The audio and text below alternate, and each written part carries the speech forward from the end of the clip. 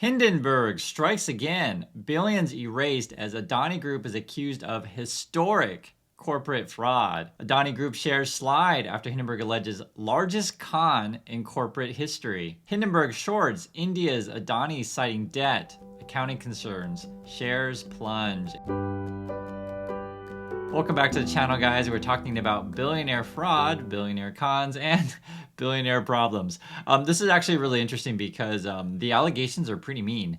And we're talking about someone with quite a bit of money, but basically Hindenburg, which is a short seller, is claiming that a lot of this is fraud, con, and otherwise. And actually, I was reading through the report myself, and it just seemed like a big gangster family, essentially. One of the things that's interesting about this, and you can see, the headline is Asia's richest man faces biggest risk yet. This person has, really gotten a lot of wealth recently. You can see here, it's been the last few years, it's just skyrocketed. I think his current net worth is like 44 billion, something in that nature. And it's kind of funny when we talk about this much money, it's just like so much. One of the things that was interesting about it, though, is that they were saying, this is Hindenburg was like, that the shares or their worth of the company could go down as much as 85%.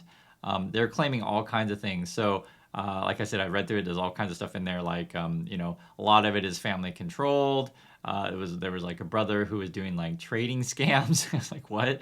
It sounded like kind of like a Wolf of Wall Street kind of thing. I don't know if it was like penny stocks, but just like running trading scams. Like, so they're accused of market manipulation, essentially. Some of the other stuff is they were saying like they're using a small accounting firm, which is related to like an FTX kind of thing, to where if you're not using one of the, essentially big four accounting firms, I mean, like, how can we trust your books, especially for something of this big, right? So, you can read through some of the more like details. It says, here is identified 38 Mauritius shell entities controlled by Adani's brother, Vinod Adani. So I was saying it was like a family thing. Also, too, they're saying that when you have these sort of shell companies and they're offshore, you can easily manipulate them, right? That's the general gist of it. Also, too, when we were talking about the small accounting firm, the quote from Hindenburg is saying, Adani Enterprises and Adani Total Gas appear to be audited by a tiny firm with no current website, only 4 partners and 11 employees, and which has audited just one other listed firm. The auditor, quote, hardly seems capable of complex audit work when Adani Enterprises alone has 156 subsidiaries and many more joint ventures, right? So when you read the scale of, and again, this is the third richest person in the world, or Asia's richest person, and they're using these small accounting firms, right? I can see how that it raises a lot of question marks. I'm sure you guys can see that as well. Some of the other stuff I thought was interesting as well is Hindenburg has a pretty decent track record of identifying fraud. So they were early on with the Nikola thing. They were mentioning Twitter as well. And I get it, guys. There's tons of Elon Musk fanboys and fangirls out there that always get sad when they find out that maybe Twitter's not in great shape. But this is just numbers, right? Even if you ignore the findings of our investigation and take the financials of Adani Group at face value, its 7 key listed companies have 85% downside purely on fundamental basis, owing to sky-high valuations. So they're saying, okay, let's say there's no fraud, right, for example.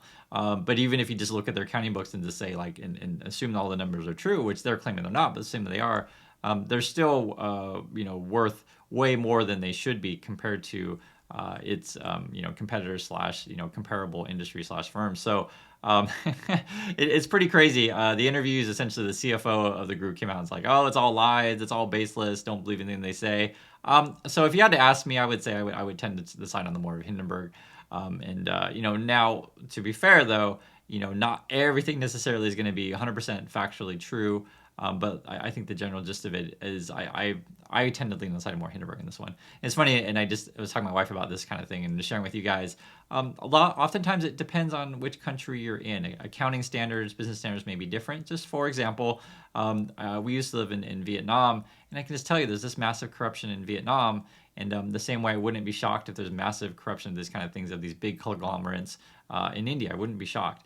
We have corruption here, say here in Korea. Where with like a Samsung, LG, there's certainly corruption, but it's a different type.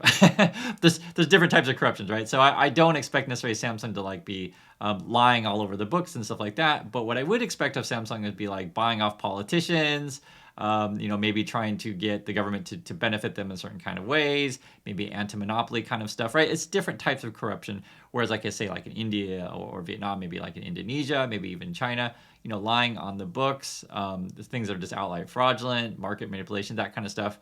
Sure. Also, too, to be fair, in USA we have corruption as well, right? Different types. So the case of Nikola was just like, right out fraud and stuff like that. But the thing is, when you get to be bigger and bigger and bigger, for example, say like an Amazon or an Apple, like a Microsoft, I just don't expect them to have like fraud on the books. I don't expect Google to either as well. But I think it's more closer to the Samsung situation. So when I find out this is happening and it's happening in India, I'm just not like, oh my god, I'm so shocked. And especially too when you look at, so I mentioned Hindenburg's record, you could look at some of the other stuff. So like they pointed out Mullen Automotive, which is a scam. I made a couple of videos about Mullen last year, saying that it's an obvious scam, and I mean it's just obvious scam. And some of these other ones, Grow Generation, which is interesting because you can see now Hindenburg doesn't always necessarily get it right per se, because when they release the results, it may go down in terms of the stock. But then, they're saying the last 3 months it went up, right? So Sorrento Therapeutics is another one, right? So they're not always 100% correct. But however, the stock isn't necessarily the truth of the company. So we still have meme stocks and people buying coins with dogs on it. So who knows? So as you probably know, we've talked about a lot of times, Elon Musk Twitter has a ton of debt. I believe it's $13 billion of debt. And it's a lot. And the other thing that's been going on is he's been trying to raise money to figure out how to get people to help him pay. So one of the headlines here is really funny. I'll have to read it for you guys. It says, Elon Musk's epic quest for LOLs is only hurting Tesla. Tesla will be reporting earnings, and I'll do a separate video on that when they come out, and we'll take a look through it together.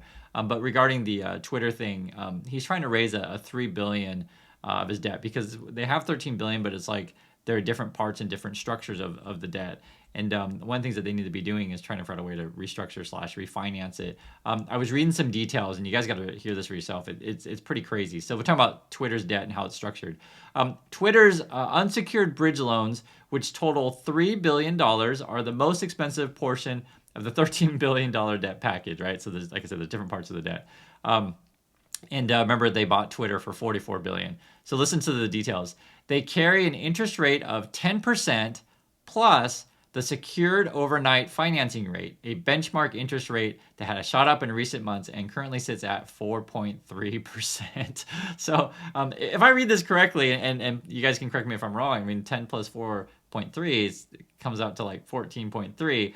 But, my feeling is anything above 10% on $3 billion is a lot. Now, the $13 billion is all different. So I think some of the debt is more like around the 5 to 6% range, something like that.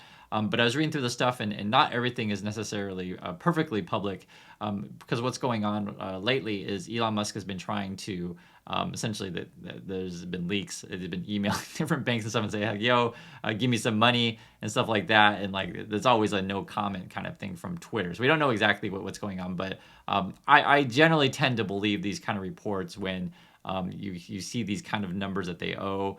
Evidently, they are supposed to pay a quarterly payment soon. They haven't done so yet. And as you guys probably know, they haven't been paying the rent, and they're being sued over that as well. They're firing yet more people, and there's been lawsuits regarding firings in various countries. I just think Twitter's a crap show. There's no other way to say it. And the Twitter pumper boys and girls, I think they're living in fantasy land. It's the same, guys. Any of this kind of stuff, if you want to do well in business, just learn to look at numbers and like just accept it. This numbers, not just random things. Also too, which is quite interesting regarding random things. So remember we talked about the trading halt on the New York Stock Exchange. It was multiple stocks. It was big stocks. The New York Stock Exchange is saying it's manual error. I read through the thing and I still don't understand it myself. I'm not a conspiracy theorist, but when you're dealing with so much money and there's some crazy glitch thing, like I said, I'm not a conspiracy theorist, but what's the right way to say it? I find it questionable. That's all I have to say about that. What am I supposed to take from this? Manual error, it's a human error that if someone made money off this thing, I'm sure it's not an error on their side. That's what I have to say about that. Regarding the stuff that's happening internationally, the U.S. and the Germans are going to be sending tanks to Ukraine. Essentially, I guess Russia is going to be staging an offensive. That's sort of what Intel is saying. And so we're going to see what's happening with that. If you guys remember, we talked about yesterday as well. The doomsday clock is getting closer to midnight, which is not a good thing. And this is one of the things that, it's important to the world, right? You have the Ukraine situation, you have whether or not China is going to recover, not recover economically. You also have the COVID thing, and you also have what's going on with world trade. The reason why I mentioned world trade is because the phrase that might be hearing for the next couple of years is decoupling, is like essentially or deglobalization, you could say that as well. Essentially, countries cutting back on their interconnectedness, and this started with the pandemic. Just it was more difficult with the supply chain concerns. Also going around the world too as well.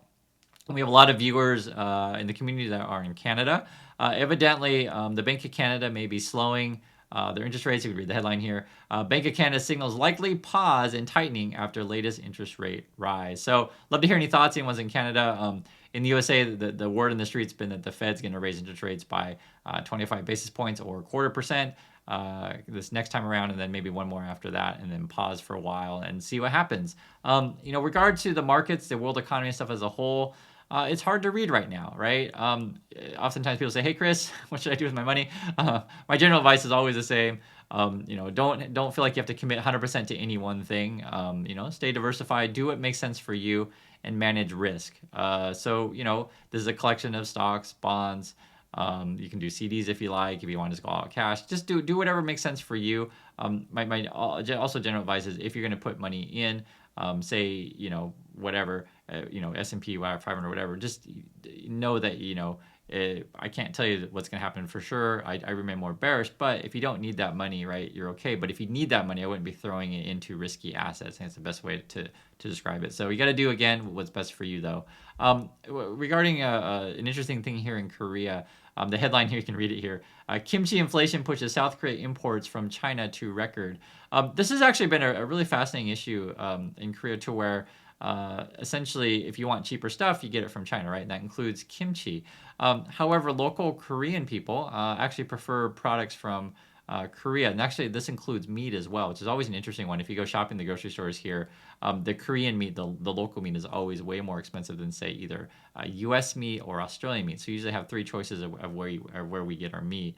Kimchi is an interesting one because there was a scandal because some of the restaurants weren't disclosing that their kimchi was coming from China, and people consider kimchi locally to be better quality. And I can just tell you it is better quality. It's interesting how it is. I'm sure you guys know this as well. Say you're in the USA and you go to like your local farmer person, like your local person that just lives down the street from your neighborhood. And if you live in certain states, like for example, say use the example of Pennsylvania, and you buy stuff from the Amish, it's better, right? It's not like just making random stuff up. It's just better. It's more closer, so they're not freezing it, doing whatever. They may be doing more natural products, that kind of stuff. But it's going to come at a cost. And this is sort of when been the issue in here in Korea. Many of the businesses, right, they're trying to figure out a way to save costs, and so they were importing more, basically kimchi and other vegetables and stuff like that from China. And then there was like a news report, I think about a month or so ago, that came out that many restaurants are lying to you, and it's not actually Korean kimchi, and it's all coming from China. And people are like, no, no, no. And so now restaurants, it might have been a new law, I can't remember exactly what it was, but basically was a lot of restaurants now are required to post where their food is coming from, which is really interesting. And I'd be curious your guys' thoughts on that in USA, because I'm just not sure if and that actually might be a state issue, but if you go to restaurants, when you look at the menu and stuff like that, do they show where all of their ingredients are coming from? And again, I was saying that's the thing here in Korea, because people are very conscious of that, of where food is coming from. And also too, like for example, my wife doesn't want to eat any fish from Japan, because after the Fukushima nuclear disaster thing, right, you just don't necessarily trust the fish from there. So this is sort of what's going on here and what's going on in the world, and billionaire money, billionaire problems. Love to hear your thoughts on that kind of stuff. Thanks for watching. This has been your Daily News.